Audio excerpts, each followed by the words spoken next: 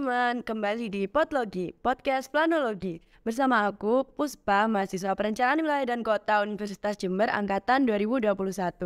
Di Podlogi episode kali ini, akan membahas putar magang dan juga KP. Bagi teman-teman yang masih bingung mengenai perbedaan dari magang dan KP ini apa sih? Nah, mungkin bisa menyimak dari Podlogi episode kali ini. Di episode kali ini nantinya yang akan dibahas itu ada mulai dari persiapan, alur, pemilihan tempat, serta pengalaman menarik dari mahasiswa yang sudah menempuh magang dan juga KP. Nah, di sini aku ditemanin sama dua narasumber kita yang kece banget nih. Halo Mbak Raida dan Mas Wadi, selamat datang di Podlogi. Mungkin dari Mas dan Mbak bisa memperkenalkan diri terlebih dahulu. Oke, dimulai dari aku dulu ya, Dak. Jadi semuanya perkenalkan, nama aku Fadil Wildadi Walinuha, biasa dipanggil Fadil.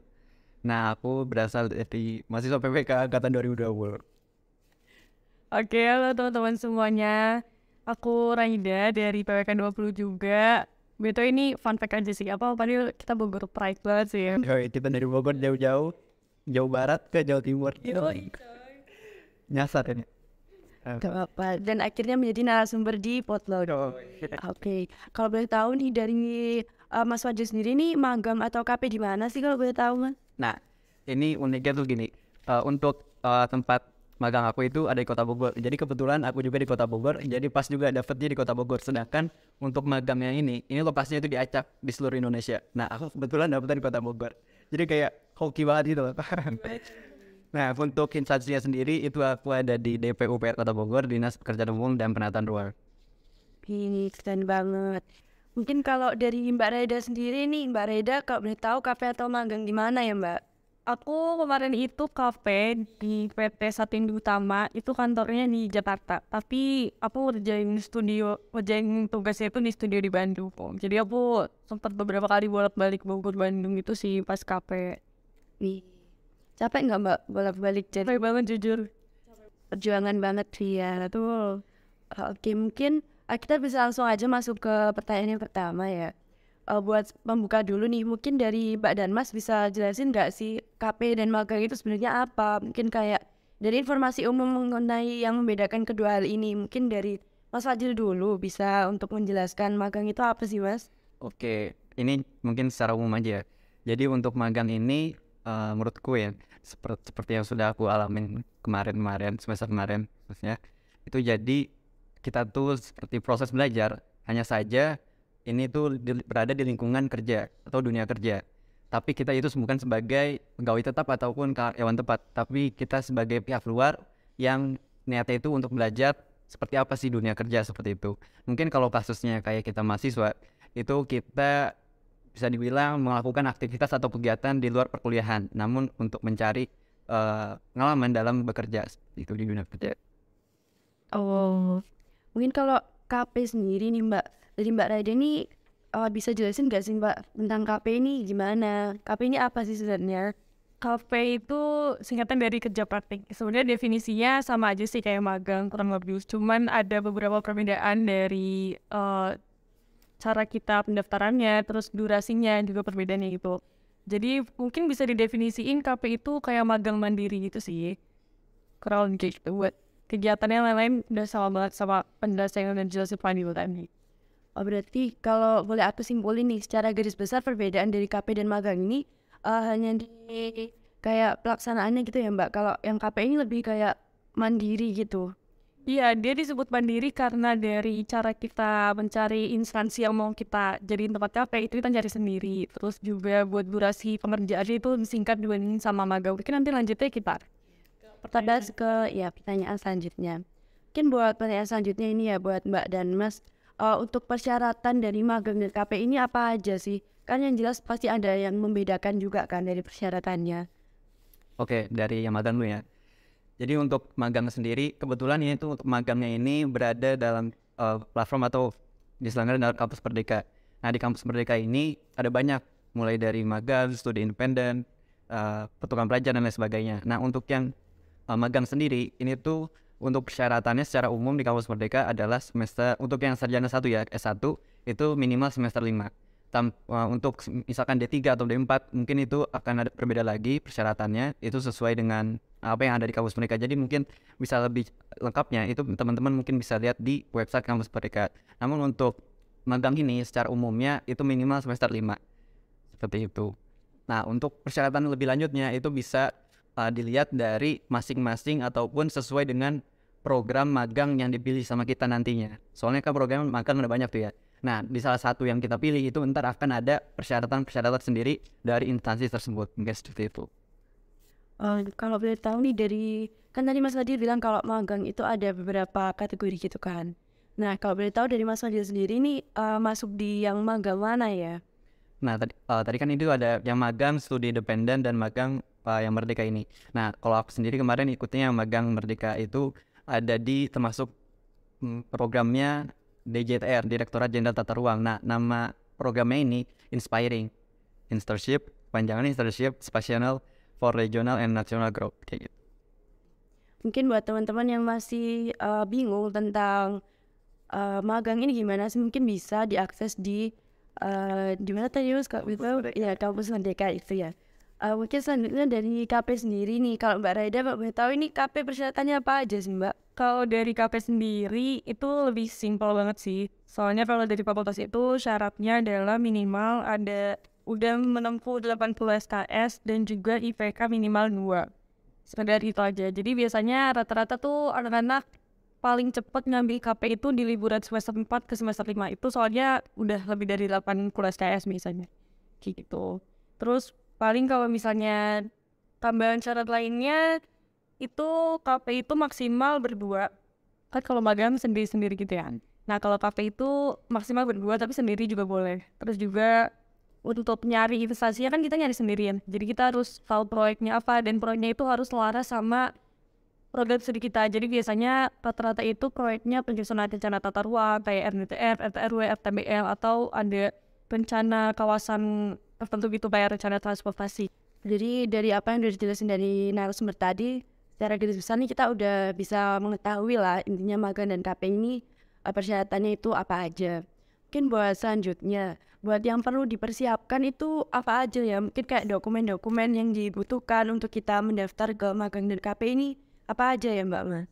Oke, dari magang lagi.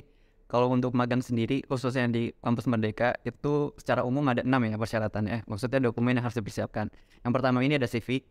Nah, teman-teman ini nanti akan membuat CV untuk dilampirkan di pendaftaran yang sudah tersedia di sana. Nah, untuk yang kedua, ini adalah surat rekomendasi dari universitas.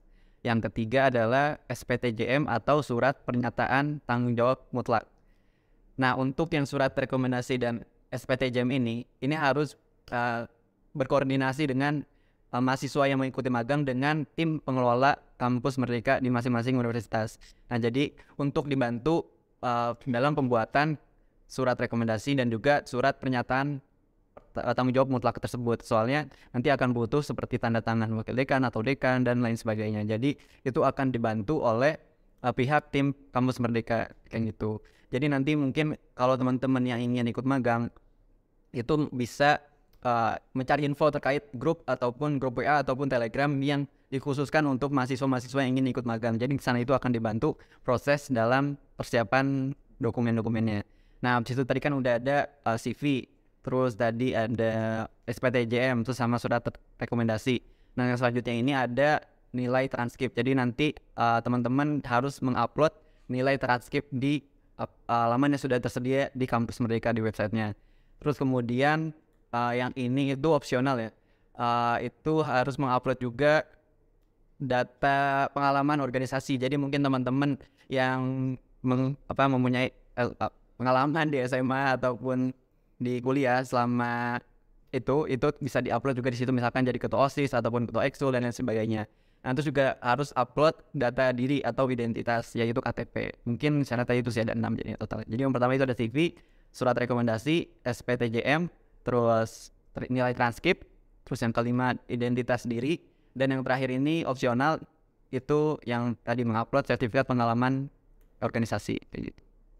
Kalau boleh tahu nih Mas, yang sertifikat pengalaman organisasi ini itu dalam bentuk kayak scan cuman sertifikatnya, apa kita kayak buat list-list dulu kita pernah ikut apa-apa? Nah, kalau yang kemarin itu jadi ada seperti semacam di form gitu. Jadi untuk informasi sendiri itu kayak ada sertifikat itu kayak ada urutannya gitu, ada tingkatannya gitu. Misalkan ada sertifikat organisasi itu kayak misalkan ada yang ketua, itu ada kayak khususnya sendiri ketua, terus habis itu ada yang kayak peserta atau sebagainya. Nah itu biasa, itu juga dalam bentuk PDF sih biasanya. Berarti dari teman-teman intinya harus tetap menyiapkan mungkin kayak scan-scan bukti sertifikat dan lain-lainnya dalam bentuk PDF. Ya. Mungkin selanjutnya buat yang KP sendiri ini, kalau buat KP ini apa aja sih Mbak Raida yang perlu disiapkan? Kalau dari KP sendiri lagi-lagi jauh lebih simpel ya. Tadi kayak magang ada 1000 persyaratan. Kalau KP itu cuman yang wajib banget dan biasanya selalu dimintain sama instansinya itu adalah surat permohonan atau surat pengantar KP dari fakultas yang biasanya minta ke Pak J itu.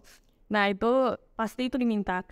Dan di situ harus mencantumkan instansi yang mau kita tuju. Jadi harus sudah tahu informasinya dulu. Terus abis itu yang kedua ini juga ada yang kadang minta, ada yang enggak. Itu ada CV pribadi dan juga kadang ada yang minta juga proposal untuk KP-nya itu. Nah kalau dari aku sendiri kemarin instansi aku cuma minta surat permohonan doang. Jadi benar-benar cuma satu itu doang terus langsung keterima. Rata-rata juga teman-teman ada yang cuma surat permohonan doang, ada yang harus CV, ada yang harus soal proposal kayak gitu. Tapi jarang banget yang sama proposal sih. Simple banget kan kalau KP. Ini jauh lebih sedikit daripada yang di magang. Berarti kalau yang untuk proposal ini intinya kita harus nanyain dulu ya Mbak ke instansi terkait kayak ini kita butuh melampirkan ini atau enggak gitu ya Mbak? Iya biasanya nanti pas kita mulai kontak-kontakan sama instansi yang buat tanya proyek dan lain-lain itu kita sekalian nanya syarat yang dibutuhin apa aja untuk bisa magang di situ. Biasanya nanti mereka nyebutin butuh apa aja yang harus diserahin atau dilampirin kayak. Oke. Buat selanjutnya nih, menurut Mbak dan Mas ini magang dan KP ini lebih baik kita persiapkan dari mulai kapan sih Mbak? Idealnya gitu. Kalau buat KP sendiri aku merekomendasikan mungkin paling lambat paling cepat kayak sebulan sebelum, kan rata-rata teman-teman itu kalau mau KP pas liburan ya. Nah sebulan sebelum liburan itu kalau bisa udah mulai ngurus-ngurus, udah mulai kalau bisa malah udah tahu instansi mana yang mau dituju kayak gitu. Karena KP ini kan kita nggak ada timeline pasti ya, kita yang bikin timeline sendiri, kita mau nanya kapan, mau nyerahin itu ya kapan. Dan itu kalau misalnya kita lengah sedikit terus kita mager-mageran sedikit bisa-bisa lama-lama molor keburu liburan ujung-ujungnya jadi KP kayak gitu. Jadi harus dari jauh-jauh hari. Berarti mungkin dari kita masih aktif perkuliahan ini dari teman-teman udah bisa nyari tempat buat KP dulu gitu ya? Iya betul banget, itu udah harus nyari tempat-tempat KP. Mungkin selanjutnya kalau magang nih Mas, nah kalau magang ini idealnya disiapin dari kapan sih? Oke, kalau magang sendiri itu kan dari Kampus Merdeka ya. Jadi karena Kampus Merdeka ini udah menyiapkan timeline pelaksanaan atau pendaftaran dari magang itu sendiri. Jadi teman-teman bagi yang mau ikut magang itu harus sering-sering cek website Kampus Merdeka. Di situ ada jelas informasi dan lain sebagainya. Misalkan pendaftaran itu dari waktu 1 Juni sampai 1 Agustus. Nah, berarti teman-teman itu bisa menyiapkan berkas-berkas apa yang tadi yang sudah saya sebutkan sebelumnya tadi ada 6 itu ya. Nah, itu mungkin teman-teman bisa dipersiapkan hal itu. Nah, terus juga untuk persiapan ini teman-teman juga biasanya untuk yang ini tuh dilakukannya juga sebelum waktu semester 5 berlangsung kan. Jadi waktu liburan sebelum menginjak semester 5 itu teman-teman juga bisa mulai mempersiapkan lagi. Jadi mempersiapkan di waktu libur tersebut. Tapi jangan tetap yang udah kata Mbak Reza bilang ya. Jadi jangan ditunda-tunda terus soalnya kita harus sering-sering ngecek waktu pelaksanaan pendaftaran di Kampus Merdeka. Soalnya kalau kelewat dikit aja soalnya udah nggak bisa. Soalnya kan kita udah ditetapin gitu waktunya, nggak mencari apa kita mau kapan, nggak seperti KP. Jadi ini udah ditetapin. Jadi teman-teman harus sering-sering ngecek website Kampus Merdeka waktu pendaftarannya seperti itu. Oh berarti mungkin buat teman-teman yang nantinya mau magang nih bisa jauh-jauh hari ini udah nyiapin ke 6 dokumen tadi yang dibutuhin. Terus juga rajin-rajin pantengin di lamannya Kampus Merdeka. Ini Kak bahas selanjutnya ya. Magang dan KP ini untuk di PWK UNED sendiri khususnya ini bisa di instansi mana aja sih Mbak Mas? Oke, dari magang lagi ya. Jadi untuk yang di Kampus Merdeka itu bakalan misalkan kalian udah pendaftaran nih. Nah itu tuh bakalan muncul 1000 lebih deh. Pokoknya ada banyak open yang untuk bisa kita tempat magangin. Tapi itu nggak semuanya berhubungan sampai PWK. Jadi teman-teman nanti mungkin bisa memfilter dengan cara misalkan di sektornya itu ada banyak ya, misalkan ada sektor kesehatan, ada sektor kayak komersial dan lain sebagainya. Nah mungkin teman-teman nanti bisa mencari yang sektor berhubungan dengan PWK, misalkan BUMN atau lain sebagainya. Nah di situ juga ada search bar. Nah itu teman-teman mungkin karena kita perencanaan wilayah kota mungkin bisa dicari kata planning atau perencanaan. Nah nanti bahkan muncul magang-magang yang ada kaitannya sama planning atau perencanaan. Tapi gak semua planning atau perencanaan itu berhubungan sama PWK ya kan. Nah jadi mungkin setelah kalian memfilter kata perencanaan atau planning, itu kalian bisa ngecek satu-satu.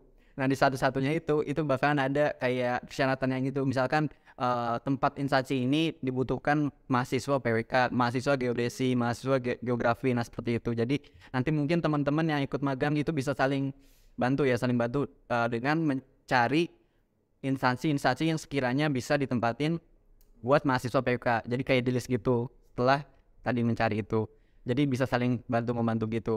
Nah, tapi kalau untuk aku kemarin itu mengikuti program magang yang diselenggarakan oleh DJTR yang inspiring itu.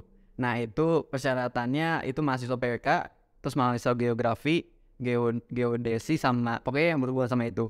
Jadi kalau misalkan teman-teman mau yang kayak aku itu inspiring, nah itu mungkin di batch selanjutnya mungkin masih buka juga ya, seperti itu. Kalau buat yang KP sendiri nih, itu di instansi mana aja ya Mbak Raida kalau boleh tahu? Kalau KP ini teman-teman bisa di PT, CV, atau bisa juga di dinas. Nah PT atau CV ini yang pasti PT atau CV yang emang proyeknya itu proyek planning atau perencanaan gitu. Dan biasanya dia di bawah sama dinas gitu kan buat sebagai tenaga ahlinya.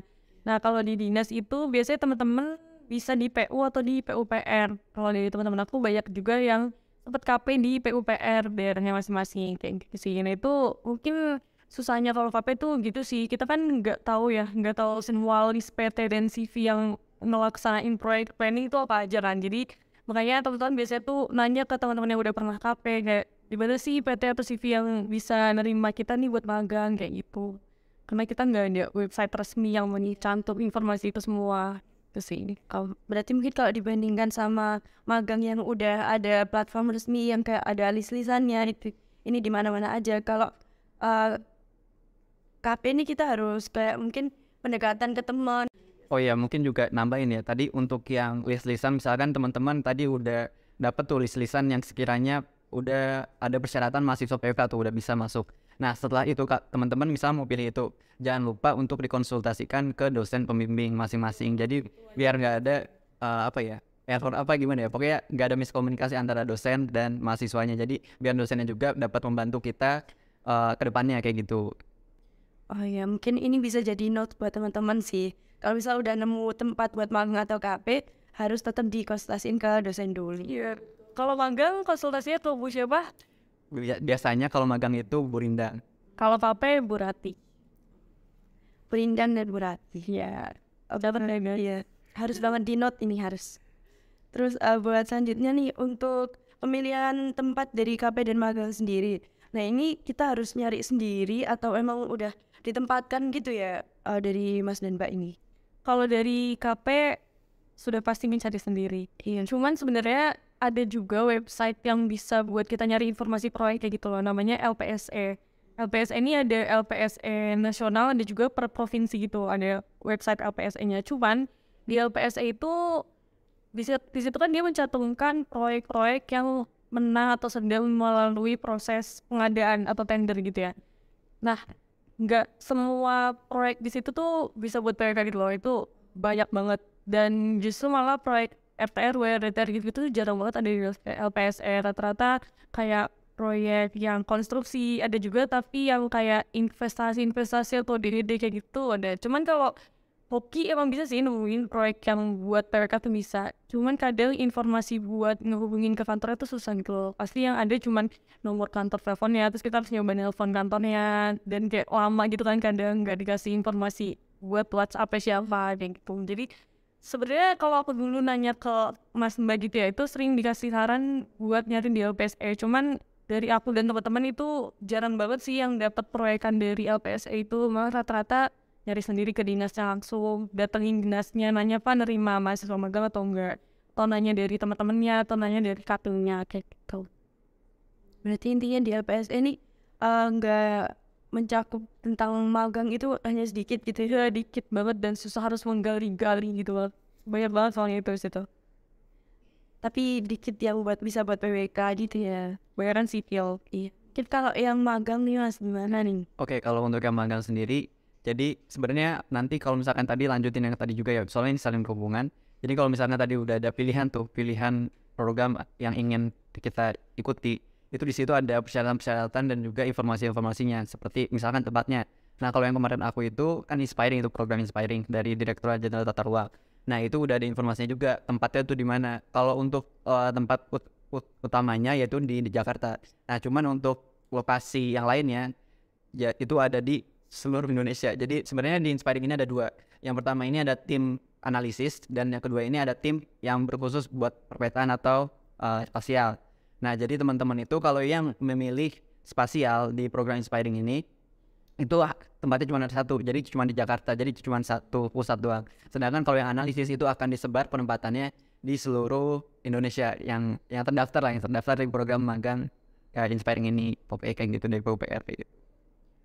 Kak boleh tahu dari Mas Fadil sendiri ini di yang tim analis apa yang tim spasial ya Mas? Oke, kalau yang dari aku sendiri itu kemarin dari tim yang analisis dan dapat penempatannya di Kota Bogor. Oke banget itu, oke tahun kepake. Itu gimana sih cara penempatannya? Kan dia random gitu gak sih? Nah ya, jadi gini, jadi itu kan kayak ada give from gitu ya. Nah, give from itu kayak misalkan ada kelompok satu ini berisi pulau Kalimantan, Sumatera, NTB, NTT kayak gitu.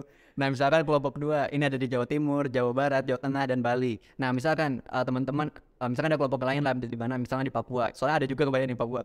Nah, misalkan teman-teman milih yang kelompok dua. Kelompok dua itu kan ada Jawa Barat, Jawa Timur, Jawa Tengah, Bali. Misalkan aja.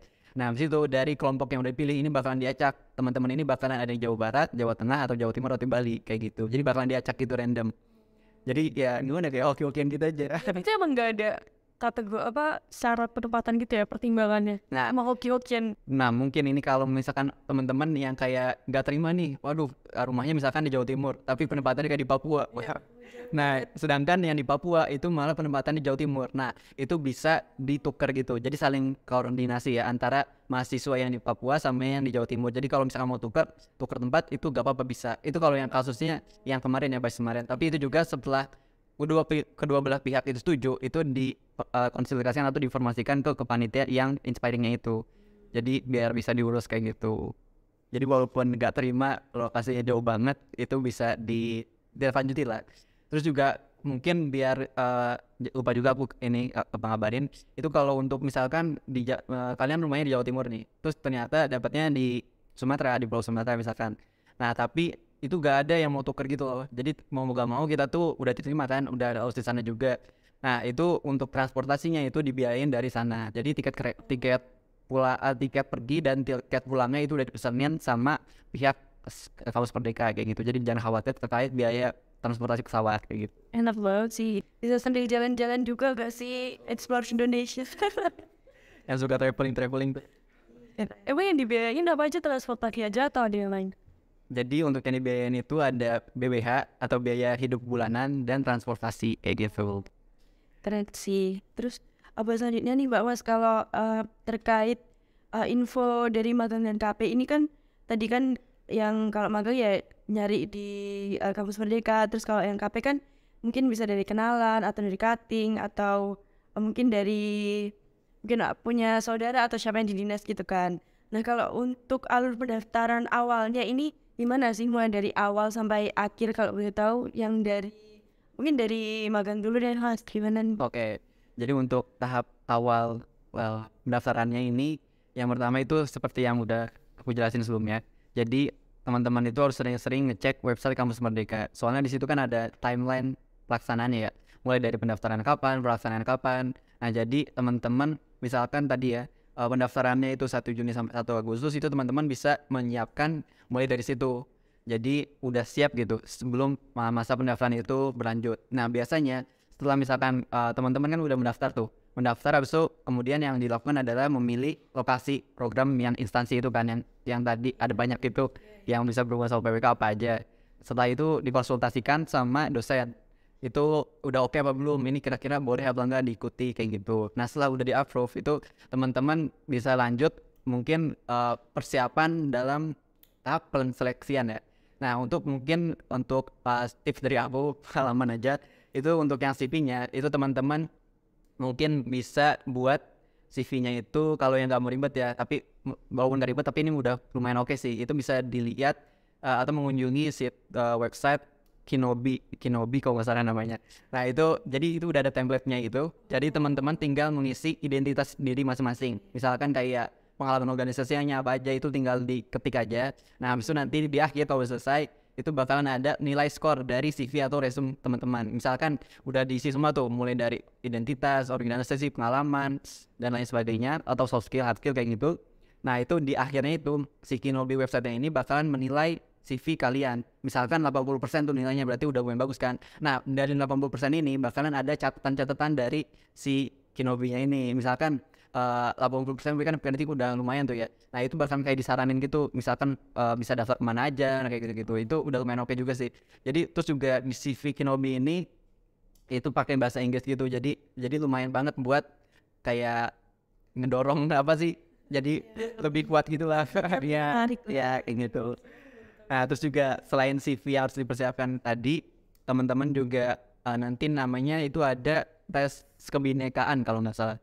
Nah itu kayak sebenarnya itu gak dipersiapin juga nggak apa-apa sih, maksudnya kalau ya mungkin teman-teman bisa siapin mental aja, soalnya di situ kayak tes kebinekaan pada umumnya sih kayak gitu. Jadi kayak misalkan kayak masalah keluarga apa ya gitu deh, kayak keluarga negara PKM PKM. Cuman kayak lebih umumnya lagi aja gitu, lebih umumnya kayak gitu. Tes tulis atau Enggak, sudah disediain di platformnya. Nanti kayak ada pokoknya nanti ada tutorialnya dari pihak kampusnya sana. Jadi ntar ada tutorial gitu. Kayak kalau salah harus download apa gitu. Pokoknya nanti juga dijelasin kok nanti. Jadi teman-teman gak usah khawatir ping. Tinggal ngikuti alurnya aja berarti kalau yang dari magang ini. Kalau dari yang KP nih Mbak Raida gimana? kalau dari KP sendiri itu yang pasti pertama harus tahu informasi mengenai KP-nya sendiri. Itu ada instansinya, terus ada proyek yang dilaksanain itu proyek apa, terus juga waktu KP-nya itu kapan, karena nggak harus pas liburan gitu loh. Ada juga teman-teman yang KP-nya itu pas masuk kuliah, cuman misalnya KP-nya itu bersedia buat online, jadi bisa sambil kuliah. Terus juga persyaratan yang dibutuhin sama instansinya itu apa aja, itu yang harus dipastiin. Kalau udah dapat semua informasi mengenai itu, baru ngechat ke dosen atau langsung koordinasi ke dosen yang bertanggung jawab masalah KP itu, yaitu Bu Ratih. Kita konsultasi ini, proyek ini boleh gak Bu di instansi ini, atau terus juga timelinenya sekarang atau kapan, terus juga persyaratannya ini gimana, ACC atau enggak. Terus kalau dosennya udah ACC, oke, gas langsung ke instansinya ngurusin segala-segalanya, syarat-syaratnya, CV atau surat permohonan dan lain-lain itu. Habis itu kalau udah selesai langsung diterima. Enggak juga sih, sebenarnya ada juga keadaan yang bukan gak diterima sih, cuman biasanya kalau nggak dapat KP itu pas baru tanya, ini nerima mahasiswa magang atau enggak, berarti kan kita nggak bisa magang. Cuman kalau udah dikasih tahu syaratnya ini dan proyeknya ini dan kita udah bersedia, biasanya mereka langsung nerima, langsung bisa KP kayaknya.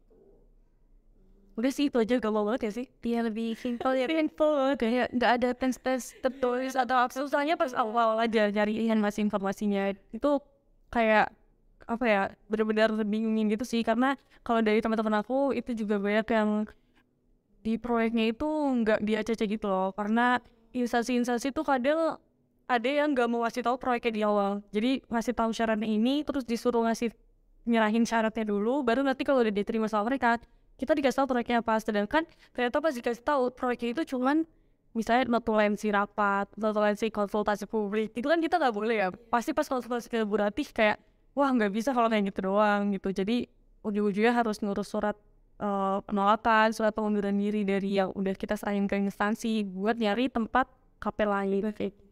Oh ya, mungkin aku izin nambahin ya tadi penjelasan. Jadi untuk yang tes kebinekaan ini sebenarnya kayak gak ada jawabannya benar atau salah. Jadi teman-teman itu pokoknya tinggal ngisi aja. Asalkan teman-teman ngisi itu insya Allah bakalan keterima. Soalnya yang gak ngisi itu kebanyakan itu yang gak keterima. Yang keterima itu gara-gara gak ngisi gitu. Tapi kalau yang secara garis besar yang udah ngisi itu keterima semua.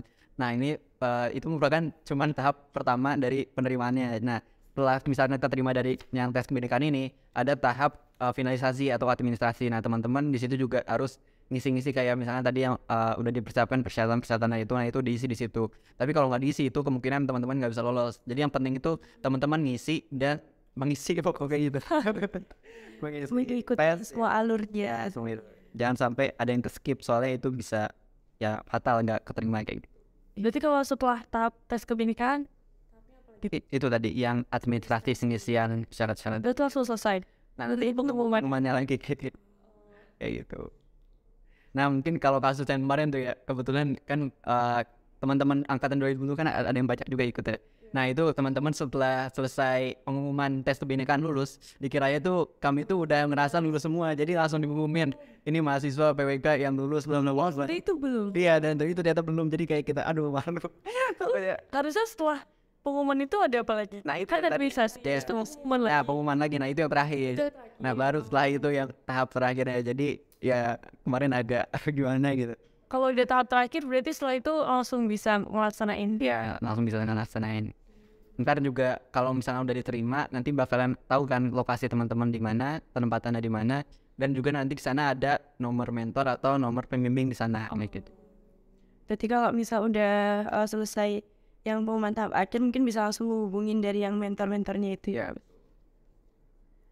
Oke, berarti kalau yang dari KP sendiri kan tadi kata Mbak Raida ada beberapa lindas yang setelah kita ngajuin surat tuh ternyata proyeknya itu nggak sesuai. Berarti KP ini agak ribetnya di situ juga ya Mbak. Berarti di awal itu sih pas nyari proyeknya itu banyak enggak sih, ada beberapa temen aku yang sampai sekarang juga belum KP-kan dan itu karena masih nyari proyekan. Terus proyekan itu ini apa sih, itu aja sih tips gitu. Proyekan tuh biasanya banyak di pertengahan tahun. Jadi makanya di genap ke ganjil berarti ya yang banyak 4 ke 5 itu. Soalnya ada beberapa teman-teman aku yang pas 4 ke 5 tuh nggak mau KP dulu. Ternyata pas dari 5 ke 6 nyari tempat KP agak susah karena di akhir tahun itu biasanya mereka udah tutup buku untuk proyekan kayak gitu. Jadi aku sangat merekomendasikan teman-teman KP di 4 ke 5 aja guys. Siap-siap, mungkin dari teman-teman bisa jadiin notes juga nih kalau KP ini lebih disaranin di semester antara semester 5 ke 6 ke 4 ke 5. Ya, aku rekomendasiin 4 ke 5 aja. Biar lebih Cepat selesai KP-nya, terus kita tinggal KKN kalau mau KKN. Buat selanjutnya nih Mbak Mas, buat dari magang dan KP ini kalau boleh tahu ini berkelompok atau individu sih sebenarnya? Kalau yang KP kayak tadi ya, itu boleh berdua, itu maksimal berdua atau sendiri boleh. Nah berdua ini adalah 2 orang di satu proyek. Misalnya di satu perusahaan, di satu PT atau di satu CV atau di suatu instansi kedinasan itu ada 3 proyek.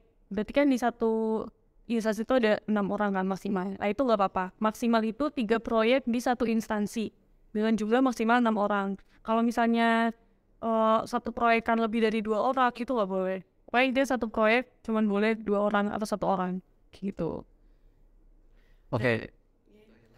Lanjut ke yang magang ya. Kalau yang magang sendiri itu misalkan tadi ya melanjutin dari yang sudah tadi tahap pendaftaran tuh udah keterima tuh, kita juga udah menghubungi mentor. Nah biasanya itu akan ada kelompok masing-masingnya gitu. Jadi misalkan aku nih keterima di DPO Kota Bogor. Nah DPO Kota Bogor ini ternyata nggak aku sendiri, tapi ada orang-orang lain yang ditempatin di DPO Kota Bogor itu sendiri. Jadi kalau kasus aku kemarin itu jumlahnya ada 9 orang. Itu ada universitas yang sama, tapi ada juga yang beda-beda. Jadi tergantung kehokian mungkin ya. Jadi teman misalkan aku mau bareng sama dia nih, tapi takut gak terima gimana ya. Tapi ya itu, jadi kayak hoki-hokian gitu. Jadi teman-teman mungkin kelompoknya tadi kan yang aku jelasin di awal ada kelompoknya. Nah jadi kayak semoga aja keterima gitu. Kita di tempat yang sama, ayah barengan kayak gitu. Berarti kalau dari yang magang ini jumlahnya mungkin kayak lebih tergantung dari pihak sananya gitu ya? Ya, jadi tergantung dari pihak sananya. Kebetulan yang di Kota Bogor itu ada yang 9. Terus misalkan di pendapatan lain tuh ada yang 4, ada yang 5, ada yang 16. Jadi tergantung kebutuhan proyek dari proyeknya itu. Jadi membutuhin mahasiswa PK itu berapa, mahasiswa geografi berapa, ya kayak gitu. Jadi kayak udah diatur semuanya gitu. Kita kayak itu gak tinggal nunggu hasilnya aja.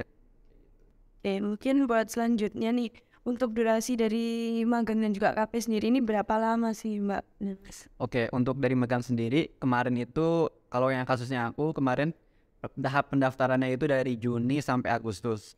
Kemudian sebelum kita terjun ke lapangan langsung itu selama 2 minggu itu ada namanya kayak kita belajar dulu lah. Sebelum kita terjun kita tuh kayak diasah dulu lah gitu.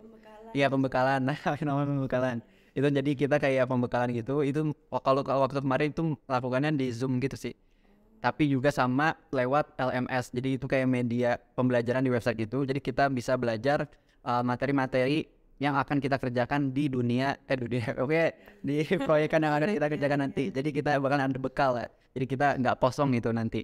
Jadi ya kita bakalan ada lah namanya tadi pembekalan dulu. Nah setelah pembekalan 2 minggu itu baru teman-teman dia berangkatkan ke masing-masing penempatan kayak gitu.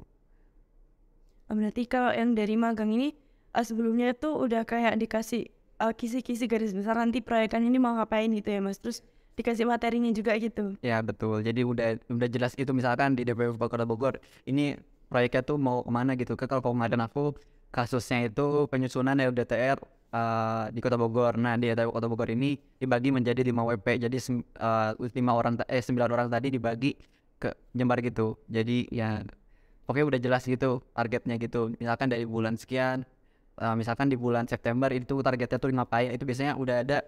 Kalau kemarin tuh kasusnya ada Excel gitu, di file Excel. Jadi kegiatan-kegiatan atau target proyek yang harus kita lakukan. Terus kalau misalkan udah dilakuin, itu nanti bisa di checklist di Excelnya itu. Jadi ntar bakalan kelihatan tuh di DUP Kota Bogor tuh ngapain aja. Itu pokoknya diketahuan sama semuanya gitu. Kalau dari KP sendiri nih Mbak Raida, dari KP berapa lama sih Mbak biasanya? Kalau dari KP sendiri itu durasinya cuman 45 hari kerja. 45 hari kerja tuh maksudnya nggak terhitung Sabtu dan Minggu, jadi 45 hari masuk ke kantor. Biasanya rata-rata teman-teman pada 2 bulanan sih, dan 2 bulan di KP-nya. Soalnya itu pas banget sama masa liburan kita gitu kan. Iya, Jadi pas banget ngisi liburan. tapi mungkin ada nggak sih Mbak yang KP-nya itu lebih cepat dari 45 hari atau lebih lama dari 45 hari gitu? Ada, sebenarnya itu balik lagi ke instansinya. Biasanya tuh ada juga yang perjanjiannya itu di awal ya udah 45 hari atau 5 bulan gitu ya. Cuman ternyata mereka masih membutuhkan buat kita untuk mengerjakan proyek tersebut. Jadi biasanya yaudah dilihat pribadi aja nih mau nggak kalau lanjut sampai bulan segini. Cuman biasanya kalau kita di luar kontrak awal itu biasanya investasi fee gitu sih. Ada benefitnya. Cuman susahnya kalau misalnya lebih dari 2 bulan itu adalah ngurus dispensasi ke kampusnya gitu sih. Soalnya kalau KP sendiri itu nggak dapat dispensasi kuliah. Kalau magang kan nggak ikut kuliah kan selama 1 semester itu. Ya, nah kalau KP itu nggak dapat. Jadi kalau misalnya lebih dikit pas udah masuk awal-awal kuliah bolos ini sih teman-teman. Nah mungkin aku juga nambahin ya tadi. Kan misalkan tadi kan kalau KP itu tadi 45 hari. Nah kalau yang magang ini itu jangka waktunya 1 semester. Jadi cuman tadi kan baru jelasin terkait masa pembekalan ya. Kalau pembekalan biasanya 2 minggu sampai 3 minggu. Nah setelah itu teman-teman full time di penempatan magang masing-masing. Jadi nanti sistemnya itu konversi mata kuliah gitu 20 SKS. Jadi pokoknya harus diikutin aja alur dari pihak tim kampus di kampus sama dosen dan pihak yang di penempatannya itu. Jadi pokoknya saling koordinasi kayak gitu. Berarti ini mungkin bisa nyambung ke topik pembahasan selanjutnya nih. Ini intinya dari benefitnya magang sendiri ini mungkin ya itu kan bisa dikonversi ke SKS gitu kan Mas. Terus kalau boleh tahu benefit dan plus minus lainnya yang bisa diambil dari magang dan KP ini apa sih? Mungkin bisa dari magang dulu Mas Fadil. Oke, kalau yang dari magang sendiri itu kan teman-teman bakalan ditempatin misal di dinas-dinas itu PUPR ya. Nah di situ tuh kayak kita tuh benar-benar udah kayak memasuki dunia kerja gitu, dunia kerja. Jadi kita tuh di sana misalkan ada rapat yang membahas terkait RDTR ataupun rapat yang lainnya, itu biasanya kita tuh diikut sertakan. Jadi kita tuh bakalan menambah pengalaman gimana sih rapat-rapat di dinas-dinas itu kayak gimana. Nah itu kita tuh dapat ikut andil di situ gitu. Jadi kita diikut sertakan. Jadi itu kita tahu prosesnya tuh kayak gini tuh rapat kayak dinas-dinas gini. Jadi persiapannya tuh kok kayak gini. Jadi kayak misalkan kan kalau kita misalnya jadi masyarakat biasa gitu ya, maksudnya ya yang nggak tahu pekerjaannya tuh ini kayak gimana sih dinas-dinas ini ngerjain apa aja. Nah kita tuh jadi tahu gitu, oh ternyata ini yang mereka kerjakan di balik layar kayak gitu. Terus juga misalkan di magang ini kemarin tuh, misalkan kalau yang di penyusunan EDTR kemarin kan itu kan ada konsultasi publik ya. Nah itu jadi tuh kemarin tuh kayak stakeholder yang ada di Kota Bogor yang berkaitan dengan penyusunan EDTR itu kan semuanya diundang tuh. Nah kita juga bisa ikut andil di situ, mulai dari ada wali kotanya dan sebagainya. Kemarin tuh kita kan, ini aku cerita aja ya. Kayak cerita, aku lagi duduk nih, aku lagi di sana. Terus ternyata di orang sebelahku ini kayak orang dinas gitu. Nah terus kayak aku tuh kayak tiba-tiba di tempat itu ditanya pokoknya di situ, wah itu. Jadi aku kayak panik gitu kan, waduh ini tanya apa ya sama orang-orang dinas kayak gini. Jadi ya itu jadi pengalaman yang buat menarik lah untuk depannya. Jadi kita kayak lebih siap aja gitu untuk benefit kayak gitu sih. Mungkin itu tadi kan dari segi plus atau positifnya. Kalau dari minusnya itu ada nggak sih Mas dari magang sendiri? Oke, ini mungkin tadi kan kalau kita cerita nih kayaknya udah plus positif semua tuh. Nah untuk negatif sendiri kalau dari magang itu ini sebenarnya tergantung sama lokasi teman-teman sih. Misalkan aku tadi di Kota Bogor, proyeknya tuh apa? Nah itu kalau misalnya proyeknya jelas itu teman-teman bakalan ngerjainnya juga jelas gitu. Tapi ada kasus di mana teman-teman yang misalnya di tempat lain itu kayak teman-teman tuh misalkan di proyek tersebut itu udah ada konsultannya, tapi teman-teman itu tuh udah ditempatin di situ juga. Jadi tapi pihak dari dinasnya itu lebih berfokus kepada konsultannya itu. Jadi kayak teman-teman yang ikut magang di situ tuh kayak agak bingung mau ngapain kayak gitu. Jadi mungkin untuk antisipasinya nanti bisa saling koordinasi aja antara konsultan yang ikut di proyek tersebut sama pihak dinasnya itu. Jadi pokoknya jangan sungkan-sungkan untuk saling koordinasi, soalnya kan teman-teman udah dikasih privilege untuk ikut magang di lokasi tersebut kayak gitu. Terus juga teman-teman itu di sana tadi selain benefit juga tadi dapat BBH ya. Jadi biaya hidup bulanan itu. Jadi teman-teman nggak perlu khawatir terkait biaya bulanannya kayak gitu. Mungkin kalau dari KP sendiri nih Mbak Raida, plus minusnya apa sih KP ini? Kalau KP ini karena dia nggak harus di dinas atau di instansi pemerintah itu, jadi lebih fleksibel banget sih. Kayak kita kalau misalnya datang tuh mungkin kayak nggak harus berpakaian formal, lalu pakai seragam menyesuaikan seragam dinas gitu, enggak. Kita bebas aja gitu. Bahkan orang-orang di sana tuh pada santai-santai gitu. Kalau aku kemarin ya. Terus juga isinya tuh masih muda-muda gitu loh, jadi kita lebih santai satu sama lain. Walaupun pasti ada kayak pimpinan yang lebih senior lah ya. Terus juga benefitnya ini menurut aku benefitin durasinya lebih pendek, jadi kita nggak perlu bolos kuliah gitu pas mengisi waktu liburan. Terus juga kita kalau dari sisi positif keseluruhan ya sama kurang lebih sama kayak tadi, kita jadi tahu dunia kerja tuh kayak gimana sesungguhnya. Terus juga kita jadi tahu gimana sih analisis dan perhitungan dan pembuatan peta yang sesungguhnya, karena di situ tuh pas kemarin aku ngerasa bener-bener selama ini kita kerjain di studio tuh nggak ada apa-apanya, kayak gitu doang. Tapi pas aslinya tuh kayak banyak banget datanya. Ini aku kayak ngasih cerita gitu ya, waktu itu aku ngerjain proyek satu bab doang, bab lepas bioptara itu udah 600 halaman, itu bab 4 doang. Sedangkan kita bisa satu laporannya dia baru 300 gitu ya. Itu kayak gak ada apa-apanya, itu kayak capek banget ternyata aslinya. Terus juga mungkin kalau minusnya ya, minusnya itu yang pertama tadi kita harus cari informasinya sendiri. Kalau misalnya yang gak dapet ya susah. Kalau misalnya kitanya lengah dikit, bisa-bisa gak keurus tuh surat-surat dari ini, terus kita malah wajib kafe. Terus abis itu juga kalau misalnya instansinya ternyata ngasih proyeknya gak jelas, kan kita harus dari instansi lain ya. Nah itu tuh syarat dari fakultas adalah kita harus punya surat penolakan dari instansi sendirian. Kadang ada instansi yang gak mau ngeluarin surat penolakan.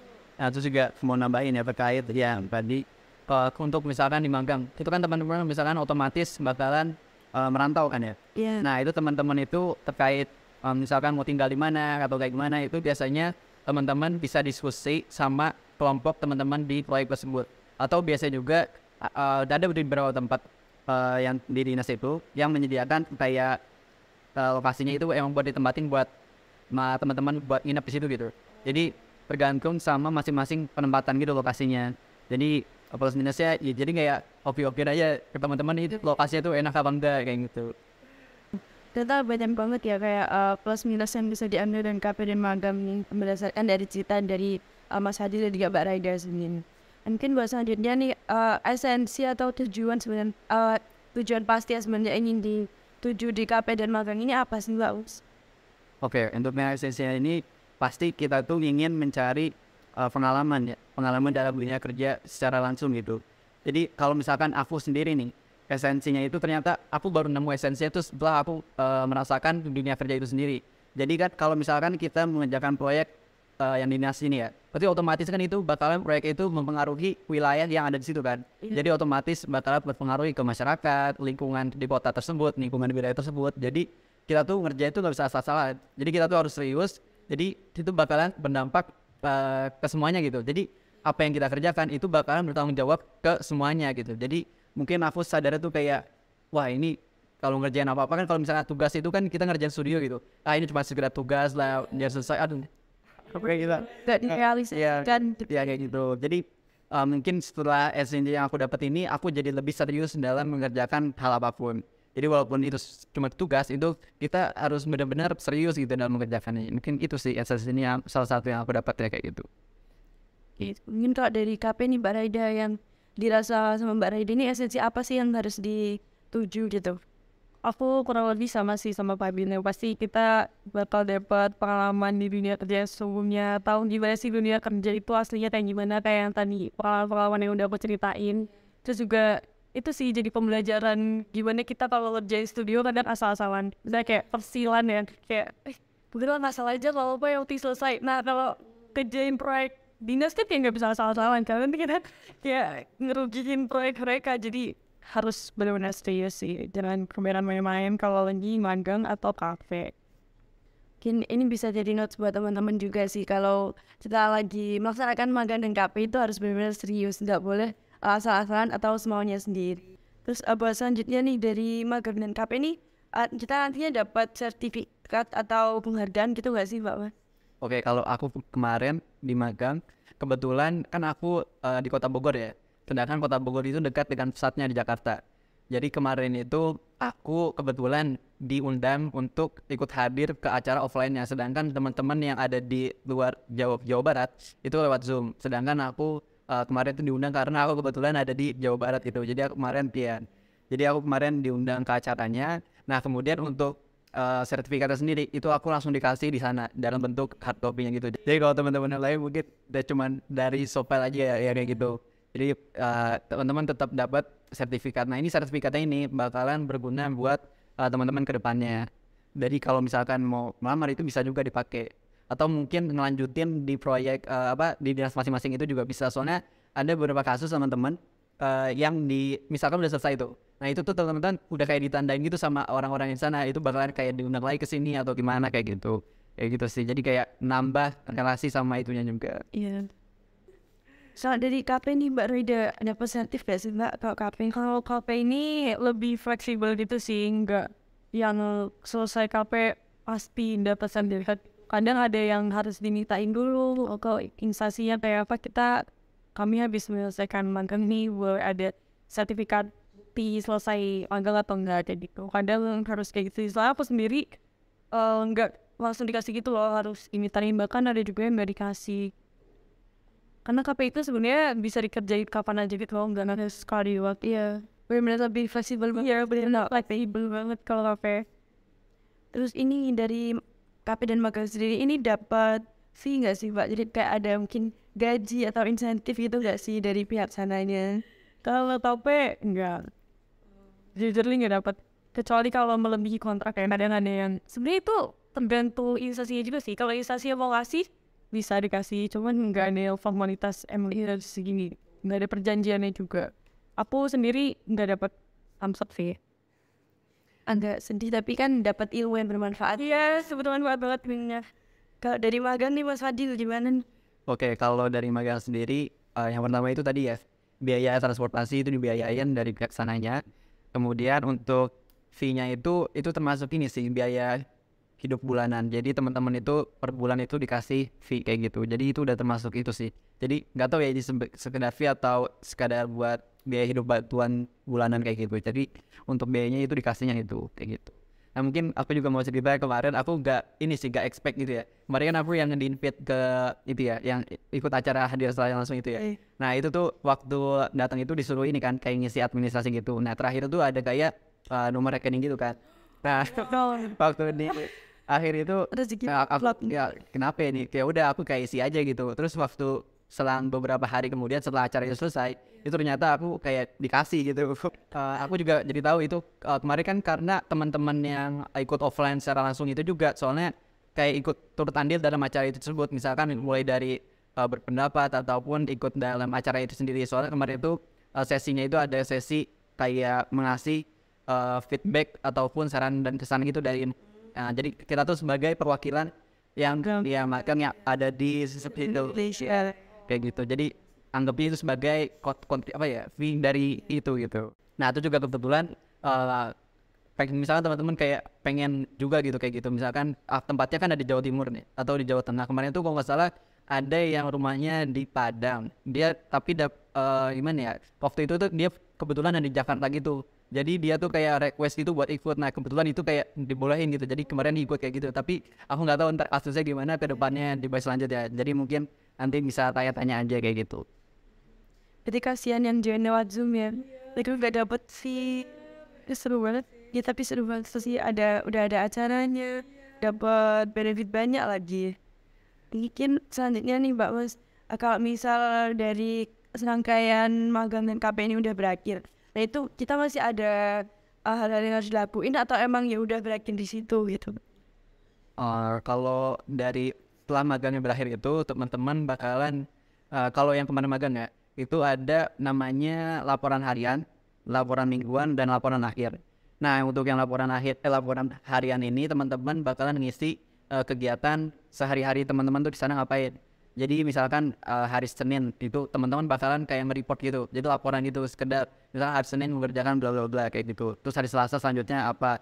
Nah setelah itu di laporan mingguan itu teman-teman ngerekap hasil dari laporan harian itu. Kayak direkap gitu. Itu nanti teman-teman bisa ngisi di website Kampus Merdeka. Jadi nanti bakalan bertersedia gitu. Nah itu biasanya biar BBH-nya lebih cepat turun gitu kan, kita kayak butuh biaya gitu kan. Nah itu biasanya teman-teman harus mengisi laporan harian dan laporan mingguan secara rutin gitu. Soalnya kalau misalnya teman-teman nggak ngisi itu kayak dianggap gak aktif dan bisa terjadi teman-teman tuh kayak nggak dipikirin gitu istilahnya. Soalnya juga nanti di laporan mingguan itu juga bakalan bisa dicek sama mentor atau pembimbing di masing-masing lokasi kayak gitu. Jadi bakal ngecek nih ini udah diisi apa belum. Nanti kalau itu biasanya diingetin saya sama pembimbing atau mentornya udah ngisi apa belum. Nah setelah laporan harian dan mingguan teman-teman ngisi laporan akhir. Itu nanti teman-teman udah ada formatnya juga dari pihak magang. Jadi nanti teman-teman tinggal ngisi apa yang sudah teman-teman kerjain di situ kayak gitu. Nah mungkin sebagai catatan juga kemarin tuh teman-teman angkatan 2020 kayak catatan gitu. Mengapa? Karena teman-teman magang itu nggak mempersiapkan ini kan juga kita bakalan ada seminar KP kan ya. Nah teman-teman magang itu nggak menyiapkan laporan KP yang untuk diseminarkan gitu. Jadi teman-teman magang lebih berfokus sama yang laporan akhir itu kan. Sedangkan kita juga harus membuat laporan KP untuk diseminarkan. Jadi mungkin teman-teman untuk yang selanjutnya selain kalian membuat laporan akhir magang di instansi tersebut, kalian juga bisa mempersiapkan laporan KP untuk diseminarkan. Nah untuk isinya sendiri kurang lebih sama, tapi cuman perbedaannya cuma di format laporan aja. Cuman kalau yang di laporan magang itu laporan formatnya menggunakan instansi dari sananya, tapi kalau yang KP itu pakai format dari kampus kita. Jadi cuman perbedaan itu aja sih. Cuman kalau untuk isinya sama kalau di KP itu kan 45 hari ya. Nah itu berarti kalau di magang ini kan 1 semester. Nah itu bisa dimanfaatkan gitu. Jadi kayak diisi ntar kegiatannya cuma 45 hari tapi kayak disesuaikan aja sama yang udah kita lakukan di magang. Pokoknya kayak gitu. Formatnya itu sih. Kalau dari KP sendiri nih gimana ya Mbak Raida? Kalau dari KP sendiri kan tadi magang ada laporan buat ke dinas dan harian. Kalau KP ini cuman ada laporan buat seminar aja sih. Yang pakai format dari fakultas dan kampus itu. Nah cuma satu itu doang. Abis itu kalau udah nyusun nanti biasa asistensi nanti ditentui dosen pembimbingnya siapa. Habis itu kalau udah ACC seminar nih udah terus selesai. Berarti kalau yang dari KP ini nggak ada kayak kita harus laporan ke instansinya, kapan harian itu kita ngapain, itu gak ada ya Mbak. Itu juga sebenarnya kondisional sih. Ada instansi yang minta masih laporan atau presentasi hasil pengerjaannya ke instansinya, ada juga yang nggak perlu. Kalau aku sendiri kemarin nggak perlu laporan ke instansinya, jadi cuma ke fakultas aja. Paling ke instansi nanti cuma minta buat kebutuhan data laporan itu aja sih, kayak nilai kita nanti bakal minta penilaian dari instansi ya. Terus habis itu juga ada kayak tanda tangan direktur utamanya. Berarti intinya dari KP dan magang ini intinya output akhirnya ini sama-sama harus mengerjakan dan laporan KP itu dan harus napat 5. Terus juga jangan lupa kalau udah selesai KP di semester 5-nya kalian ngambil mata kuliah KP biar kalian bisa seminar di semester itu. Sebenarnya bisa juga seminarnya di semester selanjutnya gitu sih, cuma rata-rata bayarnya langsung di seminar semester 5 itu. Berarti untuk seminarnya ini nunggu kita ngambil matkul ya pengen gitu ya. Dan saya ngambil matkul KP di semester 5. Untuk magang juga berlaku seperti itu ya. Jadi biar di semester 5 itu bisa di seminarkan kayak gitu. Mungkin itu tadi pertanyaan terakhir di episode kali ini. Mungkin dari Mas Fadil dan Mbak Raida apa ada tambahan yang mau disampaikan lagi? Aku mau ngasih tambahan dong. Ya, tapi kayak pesan gitu sih. Kalau kalian tuh KP kan rata-rata berpasangan yang berdua-berdua gitu. Itu kalau bisa salah satunya ada yang bisa penta. Nggak harus drafter, tapi seenggaknya bisa penta. Soalnya kadang ada instansi yang mengharuskan bisa penta gitu loh. Dan kita kan di UNED ini kita mau menetapkan drafter dan analis ya. Sedangkan di MIPA itu kadang ya semua anak bisa penta dan bisa analis gitu. Makanya biasanya tuh pada ditanyain bisa penta nggak kayak gitu. Kalau bisa kalau pas pasangan satunya minimal bisa penta.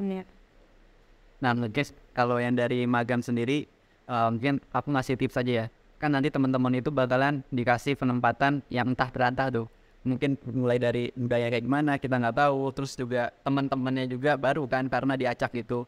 Nah mungkin nanti teman-teman harus siap apa ya namanya berbaur gitulah.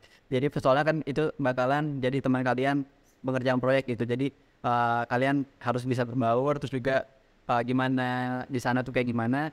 Terus juga mungkin kalau misalkan teman-teman berada di lokasi yang dalam tanda kutip, mungkin teman-teman bisa tinggal ubah diri kalian sendiri aja. Jadi misalkan kalian, aku magang tuh kayak gimana, aku tujuannya tuh apa magang tuh, kalau tapi kenapa malah kayak gini-gini aja. Nah mungkin teman-teman bisa kayak apa ya, bersikeras untuk kalau aku tuh magang tuh serius gitu. Jadi nanti bisa mungkin berdiskusi sama pihak instansi tersebut ataupun yang konsultan yang ada di situ gitu. Jadi biar teman-teman tuh nggak sia-sia ikut magang selama 1 semester kayak gitu sih. Jadi biar maksimal juga kayak gitu. Oke, lagi ya mungkin last but not least, kalian nggak perlu milih salah satu KP atau magang guys, kalian bisa ikut dua-duanya. Ya nggak sih, untuk karena teman kita ada yang udah KP di semester 4 dan 5 terus sekarang dia lagi magang.